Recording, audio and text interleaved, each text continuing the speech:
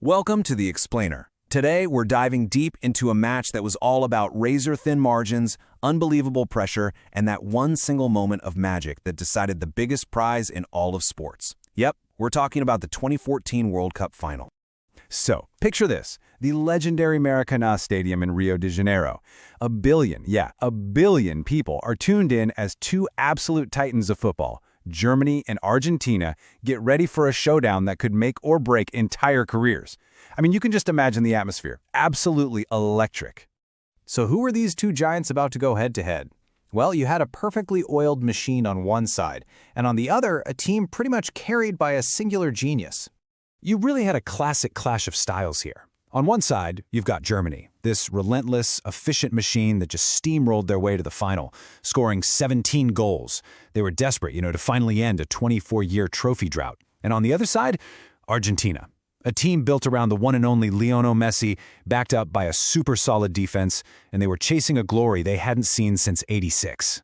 And believe me, this rivalry had some serious history. This was the third time they were meeting in a World Cup final. Argentina took it in '86, West Germany got their revenge in '90. So 2014, well, that was the decider.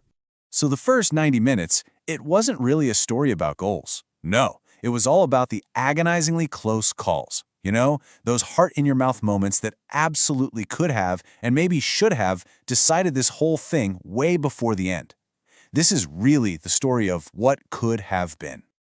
Okay, so just 20 minutes in, Argentina gets handed a chance on a silver platter.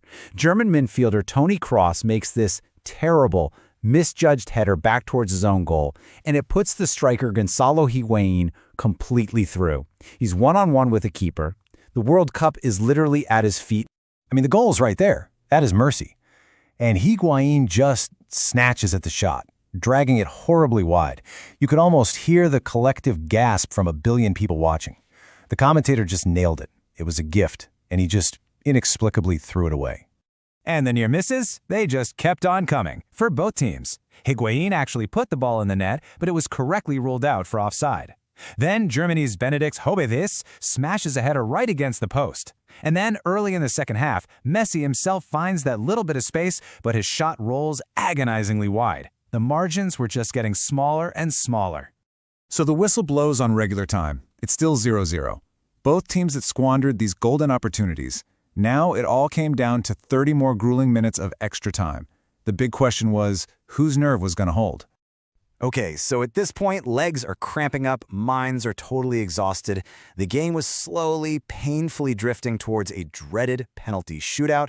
But then, with just 7 minutes left on the clock, the entire tournament was decided by one sublime moment of pure technical brilliance. And it all happened in a blink of an eye. You've got Andre Schürrle just bursting down that left wing, and he whips in this perfect cross. The substitute Mario Götze brings it down on his chest just perfectly, and in one single fluid motion, he volleys it right into the far corner. It was a moment of absolute, undeniable genius. Just poetry in motion. After 112 minutes of just unbearable tension, Germany had finally found a way. From their chancellor watching in the stands to fans all over the world, the entire nation just erupted. The goal was in, but the drama? Oh, the drama wasn't quite over yet. Argentina had one last desperate chance to save their dream, and it led to an image that will forever define the agony of defeat. In the absolute dying seconds of extra time, Argentina gets a free kick just outside the German box. The ball is placed down, and the entire world knows exactly who's going to take it. The man they'd relied on all tournament long, Lionel Messi. So this is it, right? The ultimate storybook ending is right there for the taking.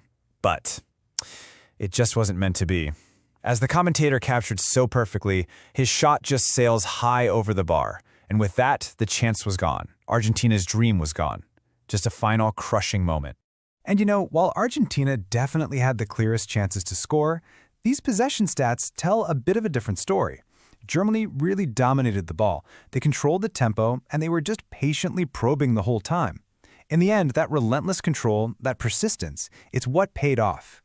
And so, just like that, Germany were crowned champions of the world for the fourth time. And they made history doing it, becoming the very first European team to ever win the trophy on South American soil.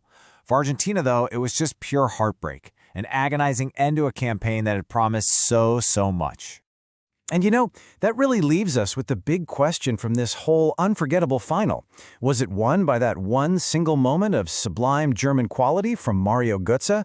Or was it actually lost way earlier, in those crucial moments when the pressure got to Argentina and their nerves just failed them right in front of goal? Honestly, that's a debate that's probably going to rage on forever.